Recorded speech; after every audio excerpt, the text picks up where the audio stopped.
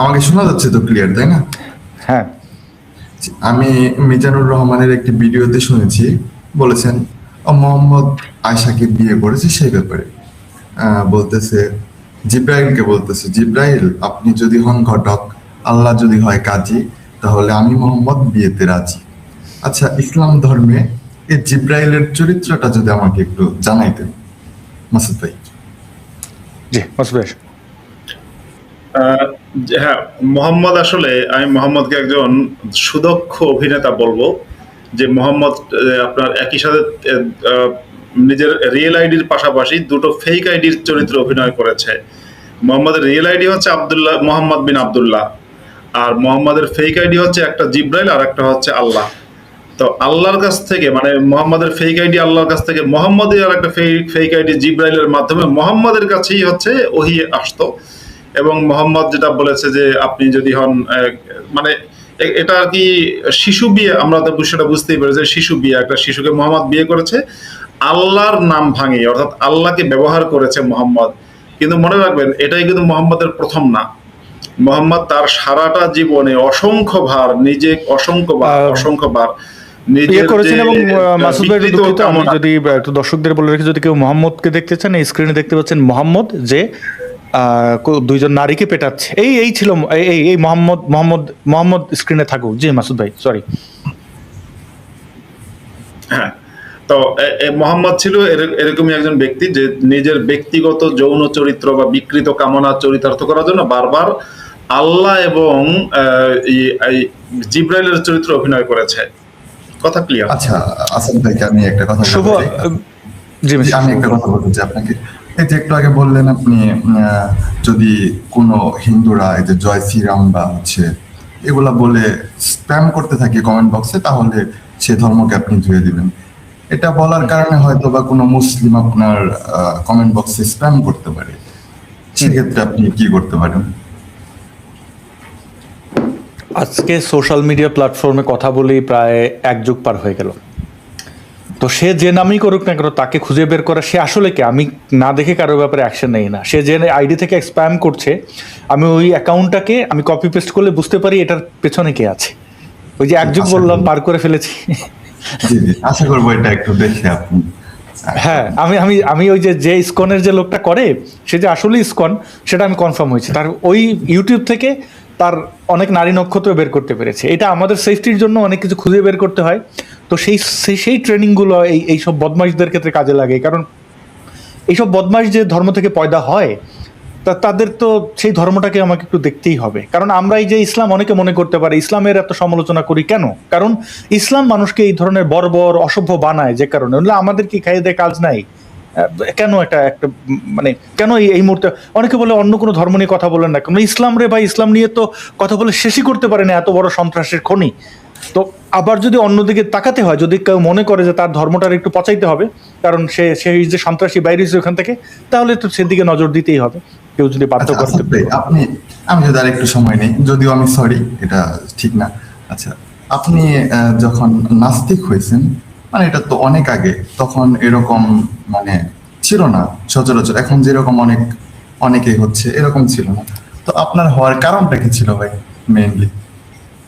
আমি যখন নবীর চরিত্র মানে নাস্তিক, ইসলাম ত্যাগ করেছি নবীর মোহাম্মদের চরিত্র জানার পরে, এবং ইসলামের যে কঠোর যে বিধানগুলো, সেগুলো আমি মুসলমান, প্র্যাকটিসিং মুসলমান, শুধু এনে 5 ওয়াক্ত নামাজ পড়া মুসলমান ছিলাম, কিন্তু এই জিনিসগুলো গোপন ছিল। যেমন গান, কবিতা, এগুলো হারাম কেন শুনতাম মোল্লাদের কাছ থেকে, বিশ্বাস করতাম না।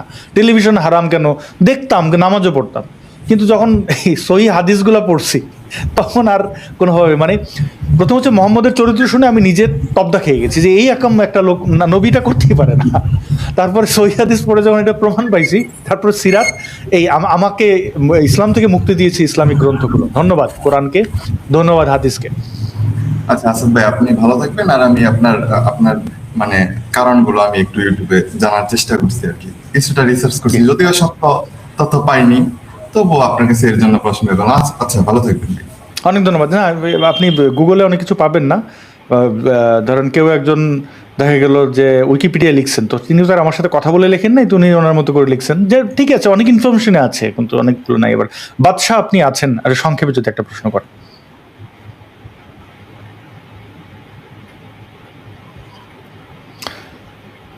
বাচ্চা আপনাকে শুনতে পাচ্ছি না, আর যুক্ত হওয়ার লিঙ্কটি আমি বন্ধ করে দিলাম।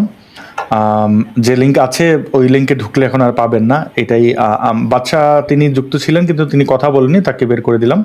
মানে রাকিবকে কি যুক্ত করেছিলাম? রাকিব, আপনি কি যুক্ত হয়েছিলেন? না ভাই, আমি যুক্ত হইনি। ওকে, আমি দুঃখিত, একই নামের বোধহয় আর কেউ ছিলেন। যে রাকিব, আপনি আমার প্রশ্নটি করুন সংক্ষেপ। জি ভাইয়া, কেমন আছেন আপনারা? আপনাদের আমরা ভালো ছিলাম, জি ভালো নেই, যুদ্ধ বিগ্রহ, মাথা খারাপ হয়ে আছে। তাহলে আমি আমার কোশ্চেনটা করি। জি, Please. আমার কোশ্চেনটা হলো যে ইসলাম অনুযায়ী আপনার যে মানুষ মরার পর যে জান কবজের যে রুলটা আছে, ওই ওই মানে ওই ব্যাখ্যা অনুযায়ী কি এটা ব্যাখ্যা করা সম্ভব? যখন হচ্ছে হিরোশিমা এবং নাগাসাকিতে যখন পারমাণবিক বিস্ফোরণ হয়, মানুষ যখন সেকেন্ডের মধ্যে ভস্ম হয়ে যায়, এই জিনিসটা কি ব্যাখ্যা করা সম্ভব? হ্যাঁ মাসুদ ভাই, আপনার কি মনে হয়? না, এটা ইসলাম অনুযায়ী ব্যাখ্যা করাটা সম্ভব না। মোহাম্মদ এ সম্পর্কে স্পষ্ট কিছু বলে যায়নি। বলা যেত যদি নির্দেশনা থাকতো, যেমন পারমাণবিক বোমায় যেভাবে মানুষ মারা যান, সেটা তো আর মনে করেন যে এই রেডিয়েশনের কারণে, তো সেরকম ব্যাখ্যা তো থাকতো। তোমরা মরার পরে দেখবা তোমাদের 14 পুরুষ ওইখানে পঙ্গু হয়ে জন্মাবে, হাত পা পরে থাকবে, এরকম ব্যাখ্যা থাকতো। সেরকম কোনো ব্যাখ্যা তো নাই। আচ্ছা, তাহলে আর যদি এটা মোহাম্মদ জানতোই তাহলে সে নিজেই তার অনুসারীদের ওই সূত্র ওই সময় দিয়ে দিত যে এমনি বানাও সব। আমি অবশ্যই জানি ভাই, আমি একজন নাস্তিক।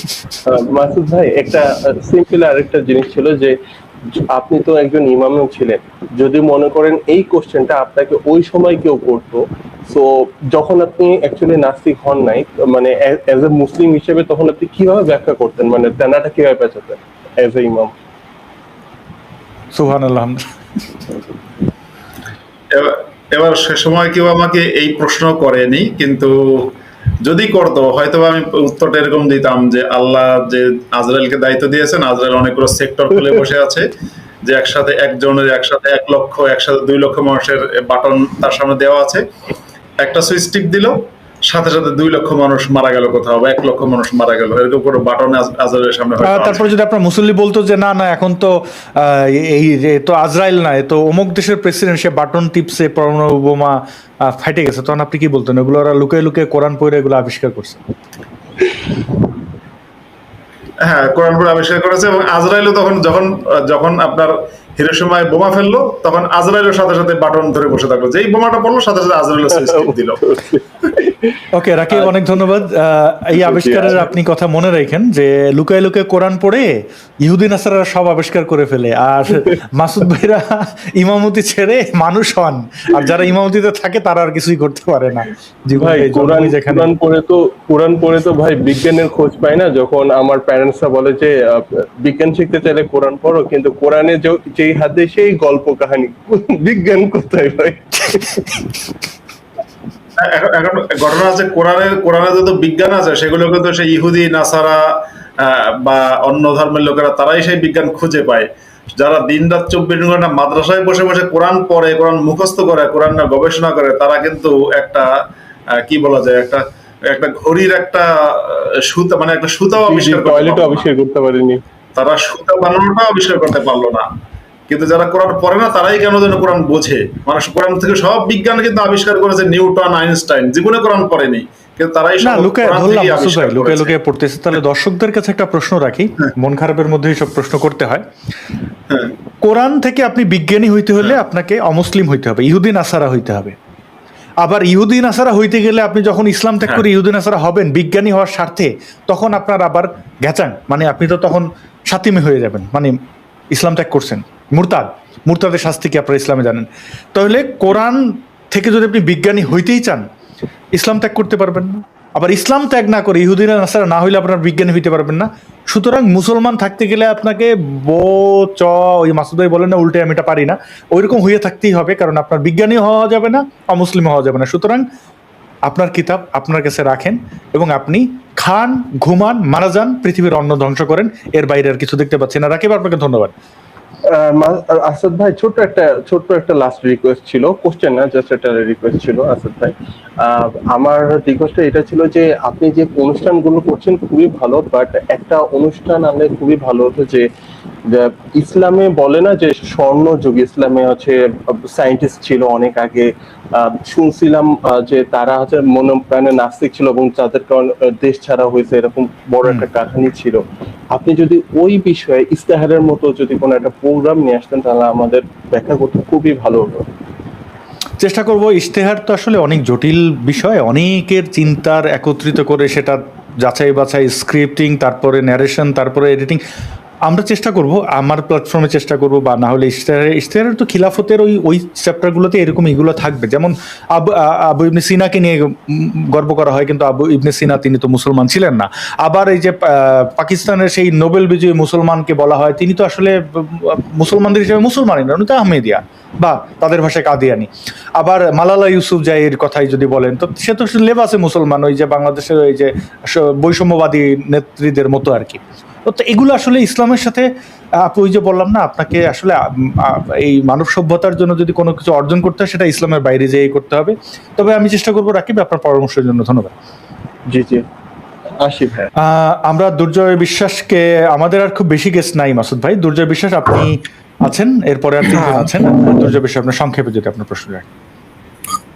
আমাকে শুনতে পাচ্ছেন? পরিষ্কার। আমার আপনাদের দুজনের কাছে একটা সিম্পল কোশ্চেন, যে আমার এই কোশ্চেনটা আপনাদের কাছেই, যে আমরা যখন জন্মগ্রহণ করি তখন তো আমরা না হিন্দু না মুসলিম, আমাদের ঘর হিন্দু মুসলিম খ্রিস্টান হয়, তাই তো?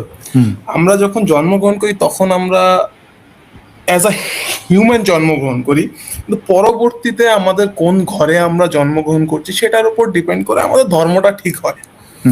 এবার আমার সামনে এখানে শ্রীমদ্ ভগবত গীতাও খোলা আছে আর পবিত্র কোরআনটাও খোলা আছে। আমি দুটো পার্ট বলবো শুধু। আল বাকরা, অবশ্যই আল বাকরা 67 নম্বরে যখন মুসা তার জাতিকে বলল ঈশ্বর তোমাদের আদেশ দিচ্ছে গাভী উৎসর্গ করতে, পশু হত্যা নিয়ে বলছি আমি অবশ্যই এখানে, গাভী হত্যা। আর শ্রীমদ্ ভগবত গীতার শ্লোক 31 অধ্যায় 2, এটাতে ব্রাহ্মণ যজ্ঞে পশু বলি দিলে স্বর্গ লাভ করেন। আর আমার প্রশ্ন শুধু আপনাদের প্লাস সবাইকে, যে প্রাণী হত্যা এটা কতটা জাস্টিফাইড, যে কোনো ধর্মে হোক সেটা? দেখেন, এগুলো হচ্ছে যে ভ্রান্ত বিশ্বাস থেকে, আর সমাজের কিছু কাওয়ার্ড মানুষজন, অমানুষ, তাদের মধ্যে কোনো সভ্যতার ছিটাফোটা নেই। তারা তাদের যত এই রাগ, যত ধরনের ইয়া আছে সব পশুর উপর দিয়ে। আবার এখন দেখবেন যারা পশু বলি দেয় বা দেয় না, তারা দেখবেন বউ পেটায়। মানে এইগুলোর সবগুলোর কমন চরিত্র থাকে। হ্যাঁ, রাস্তাঘাটে মারামারি করে। তো এই ধরনের অসভ্য বর্বরগুলা এই ধর্মের মধ্যে, এই মানে তুই বেটা মুসলমান হয়েছ তুই থাক, তুই ব্রাহ্মণ হয়েছ তুই হিন্দু, তুই পশুর উপর পশু করছে, কেউ কি বলছে? আমি ওই দিন দেখছিলাম মাজারপন্থীদের অনেকে, মানে ইসলামিক ভাষায় উগ্রপন্থীদের ভাষায় মাজারপন্থী, মাজার পূজারী, তাদের একজনকে দেখলাম একটা জ্যান্ত ছাগলকে ইয়ের কাছে, কুমিরের কাছে দিয়ে দিচ্ছে। কত বড় নিষ্ঠুর হইলে পরে। এখন আপনি বলবেন যে কুমির কি খাবে না? হ্যাঁ খাবে। সে, এটা ছাগল আর কুমিরের ব্যাপার। ছাগল কিভাবে পানি খেতে যাবে, কুমির কিভাবে ধরবে, এটা প্রাকৃতিক ভাবে হোক। তুই নিয়ে একটা ছাগলকে ধরে নিয়ে ওখানে দিচ্ছিস কেন? এটা তোর মানত। তো এই ধরনের নিষ্ঠুরতার যারা করে তাদের এই বিবেচনা নাই যে নিষ্ঠুরতা আসলে ব্যাখ্যাটা কিরকম হয়। বুঝতে পারছেন যে এই তাদের মধ্যে একটা পশু কি ধর্ম আছে, তারে ওইভাবে আপনি দেখেন। এখন কি সবাই এরকম না? আপনি সভ্য দেশগুলোতে যারা মুসলমান পশ্চিমে থাকে তারা কি কোরবানি দিতে পারে? 5 হাত চামড়া লাল করে ফেলবে কোরবানি দিতে গেলে। নির্দিষ্ট স্লটার হাউসে ওই প্রাণীটাকে তাদের নিয়ম অনুযায়ী ব্যথা উপশম না দিয়ে তাকে আগে বিভিন্ন যান্ত্রিকভাবে তার জীবন নাশ করা হয়, অথবা তাকে ব্লক করে দেওয়া হয়, সেজন্য ব্যথা অনুভব না করে। তারপরে মেশিনে তাকে কাটা হয়, তারপরে আপনার হাতে দেবে, তুই এবার ছাল ছাড়া যা ইচ্ছা কর। আপনি চাইলে একটা প্রাণীকে হত্যা করতে পারবেন। আচ্ছা ভাই, আমি আরেকটা কথা একটু ইন্টারাপ্ট করো। মাঝখান সাইডে আমি কমেন্টে অনেককে দেখতে পাচ্ছি জিজ্ঞেস করছে যে কোথায় এই শ্রীমদ্ ভগবত গীতার ইয়েটা আছে। আমি তাদেরকে বলে দিচ্ছি একবার, অধ্যায় 2 সংখ্যাযোগ শ্লোক 31। দেখেন, এই এই এই এই শিকারগুলো অনেকে করতে চায় না, বাস্তবতা মানে না। আপনি যদি দেখবেন ভারতে এই যে গরুর মাংস খাওয়া নিয়ে অনেক হাউমাউ হয়। আবার আমি পশ্চিমের অনেক দেশে, কয়েকটা শহরে আমার ঘোরার সুযোগ হয়েছে। আমি এমনও দোকান দেখেছি যেখানে ভারতীয়রা, মানে হিন্দু দোকানদার, দেখাই যাচ্ছে তার চেহারা, তার নারীদেরকে তো চেনাই যায় হিন্দু হলে, তাদের দাসত্বের কিছু সিম্বল থাকে, সিঁদুর টিঁদুর, তো সে কিন্তু গরুর মাংসের সমোসা বিক্রি করছে, বিফ লেখা আছে, সে কিন্তু সার্ভও করছে, আমি দেখেছি। তো তার মধ্যে কিন্তু তখন আর ধর্মীয় সেন্টিমেন্টটা থাকে না যে বিফ আমি বিক্রি করব না। তো এগুলো হয়, বাড়াবাড়ি করা, প্রাণী বলি দেওয়া। আমি আমার অনেক কাছের মানুষকে আমি বিকৃতভাবে পাঠা বলি দিতে দেখেছি, সে আবার গরু হত্যা নিয়ে কান্নাকাটি করবে। তো এইগুলো, এই হিপোক্রিটা থাকে ধার্মিকদের মধ্যে, এই অসভ্যতাগুলো এখনো রয়ে গেছে। প্রাণী হত্যা করার মতো বর্বর একটা কাজ কিভাবে করে আমি জানি না। এখন এগুলো তাদের কুৎসিত মানসিকতা থেকেই তৈরি হয়েছে বলে আমার মনে হয়। মুফতি মাসুদ ভাই, আপনি যদি একটু ব্যাখ্যা করতেন। হ্যাঁ, একেবারেই ঠিক। প্রথমত ভাই যেটা বললেন, জন্মের সময় তো কারো গায়ে লেখা থাকে না যে সে হিন্দু না মুসলিম। আর জন্মের সময় সত্যি বলতে প্রত্যেকে নাস্তিক অবস্থায় জন্মগ্রহণ করে। নাস্তিক অবস্থায় মানে তার কাছে কোনো ধর্মের পরিচয় নেই, সে একটা শূন্য পাত্র। তারপরে সমাজ, পরিবার, রাষ্ট্র, এরপরে আপনার বাবা মা বা বিভিন্ন পারিপার্শ্বিক প্রভাবে সেই মানুষটা আস্তে আস্তে ধর্ম বিশ্বাসী হয়ে ওঠে। আর সাধারণভাবে ভারতীয় হিন্দুরা বিশ্বাস করে, বা বাংলাদেশি হিন্দুরাও, যে মানুষ হচ্ছে যে মুসলিম ঘরে জন্মগ্রহণ করেছে সে মুসলিম, যে খ্রিস্টান ঘরে জন্মগ্রহণ করেছে সে খ্রিস্টান, যে হিন্দু ঘরে জন্মগ্রহণ করেছে হিন্দু। এই বিশ্বাস থেকে বেরিয়ে আসতে হবে। জন্মের কারণে কেউ কারো কোনো পরিচয় থাকতে পারে না। পরিচয় হবে সে কি করছে। যে কারণে হিন্দু ব্রাহ্মণ শ্যামল ভট্টাচার্যের ঘরে জন্মগ্রহণকারী পিনাকি ভট্টাচার্যকে আমি বাংলাদেশের 1 নাম্বার ইসলামিক জঙ্গি বলি। বাংলাদেশের 1 নাম্বার খতরনাক ইসলামিক জঙ্গি হচ্ছে পিনাকি ভট্টাচার্য। আবার এই বাংলাদেশেরই আরো কোন এক রজব আলীর ঘরে জন্মগ্রহণকারী একজন মানুষ, তসলিমা নাসরিন, মুসলমানের ঘরে জন্মগ্রহণকারী, সে আজকে বাংলাদেশের ইসলামিক সন্ত্রাসীদের 1 নাম্বার টার্গেট, যেকে হত্যা করতেই হবে, কারণ সে ইসলাম বিরোধী, ইসলামের বিপক্ষ শক্তি। সুতরাং মানুষকে জন্ম দিয়ে বিচার করা একেবারেই সঠিক সিদ্ধান্ত না। মানুষকে আপনি জাজ করবেন যে তার কর্ম দিয়ে। যখন দেখবেন কোনো চক্রবর্তী তার পত্রিকার মধ্যে লিখছে হামাসের পক্ষে এবং ইসলামিক সন্ত্রাসীদের পক্ষে, যে কোনো মূল্যে মানে ইসলামিক সন্ত্রাসীদের জিতিয়ে দেবে, তখন তাকে নামের পদবিতে চক্রবর্তী থাকুক, কিন্তু তাকে ইসলামিক জঙ্গি হিসেবে ট্রিট করবেন, তাকে ইসলামিক জঙ্গি হিসেবে চিহ্নিত করবেন। এটা যতদিন পর্যন্ত না করবেন ততদিন পর্যন্ত কপালে বিপদ আছে। অনেক ধন্যবাদ মুফতি মাসুদ ভাই, ভালো থাকবেন। দুর্জয় বিশ্বাস। আমি তাহলে সামি আপনার কাছে যাচ্ছি। সামি, আপনি আমাদের সম্ভবত আপনি আমাদের নিয়মিত শ্রোতা, দর্শক এবং যুক্ত হন। সামি, শুনতে পাচ্ছেন? জি ভাইয়া, শুনতে পাচ্ছি। গত কয়েক সপ্তাহ হচ্ছে বিভিন্ন ইন্টারনেট সমস্যার কারণে যুক্ত হতে পারে নাই। আপনি ভালো আছেন? আমরা ভালো আছি, আবার ভালো নেই। এই যে যুদ্ধ নিয়ে চিন্তিত, কি হচ্ছে? জি, আমি হচ্ছে বেশ 3টা প্রশ্ন করব ও সংক্ষিপ্তে।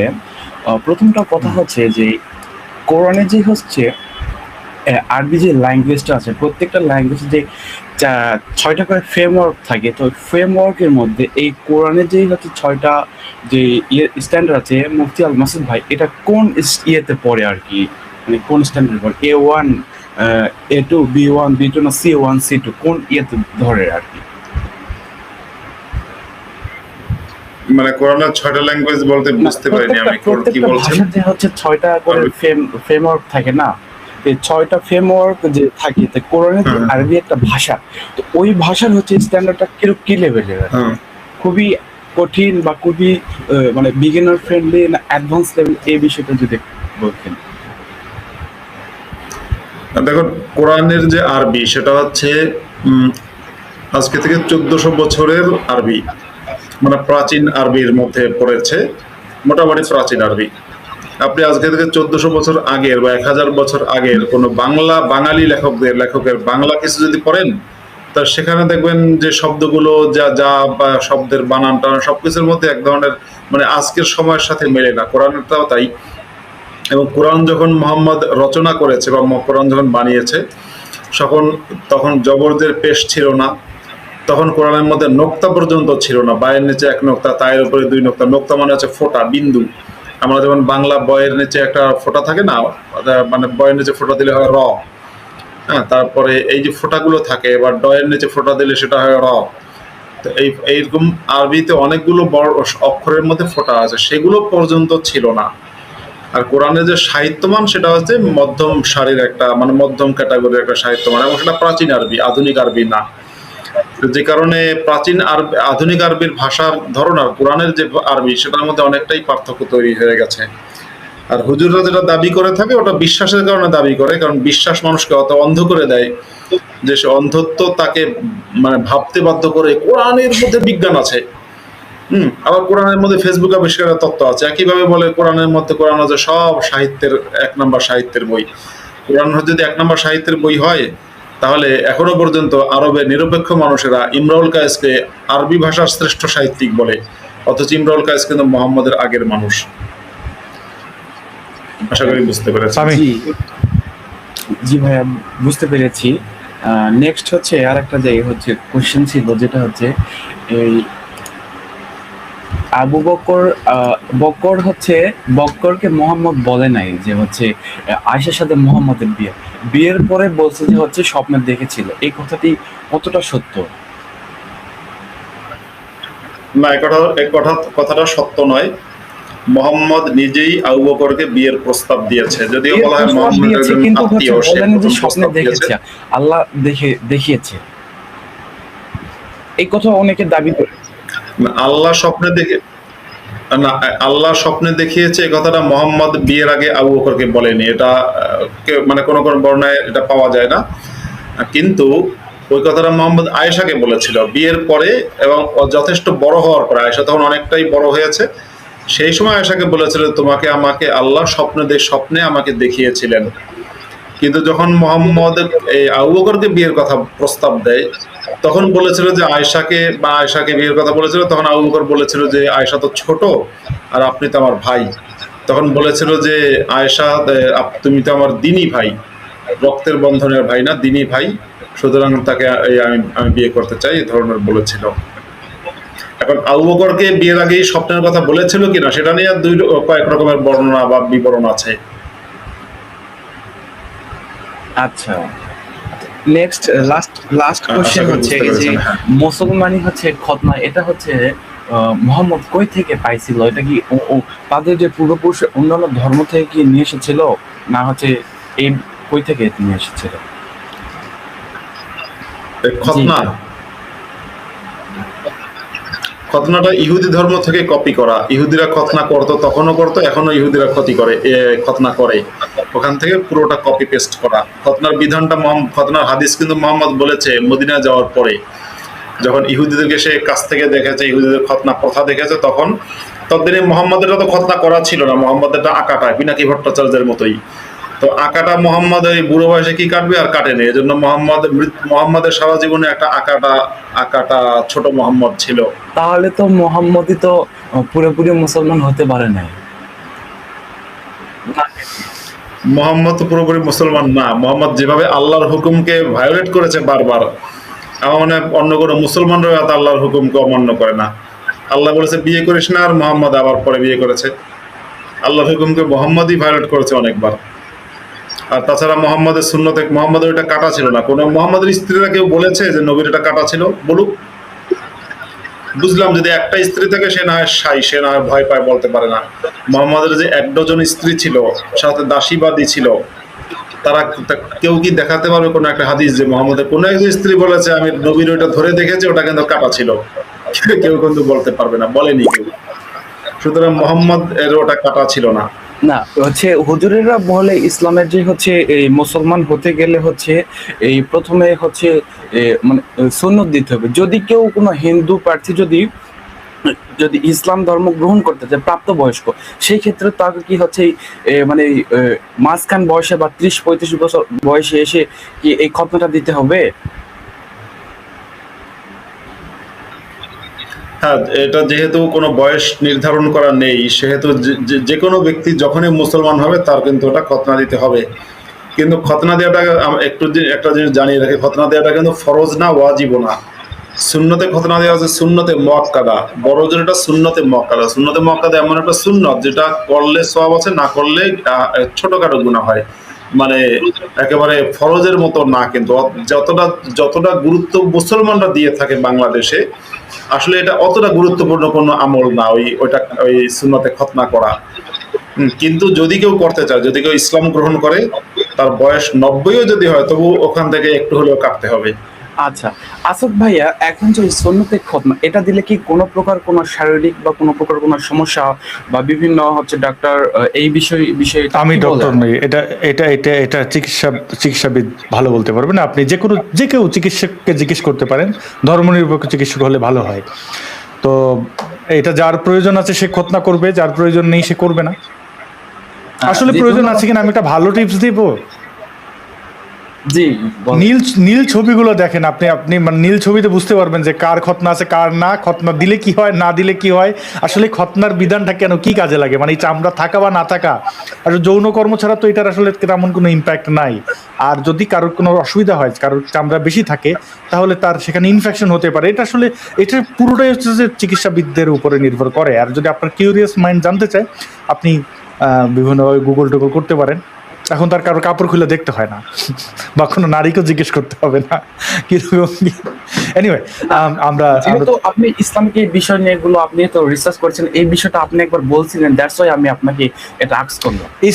ইসলামিক চিন্তা হচ্ছে যে ইসলামিক চিন্তাটাকে তো আসলে বিজ্ঞানসম্মত ধরা যাবে না। আবার ইসলাম বলছে বলে মানে ইসলামিক চিন্তা তো হচ্ছে সেই 1400 বছর আগের পুরনো বস্তাবতার চিন্তা ভাবনা, এটার সাথে কোনো বাস্তবতার কোনো সম্পর্কই নাই, তাই না?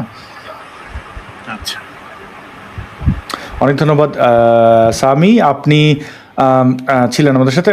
অচিন্ত, আপনি আছেন শেষ অতিথি আপনি।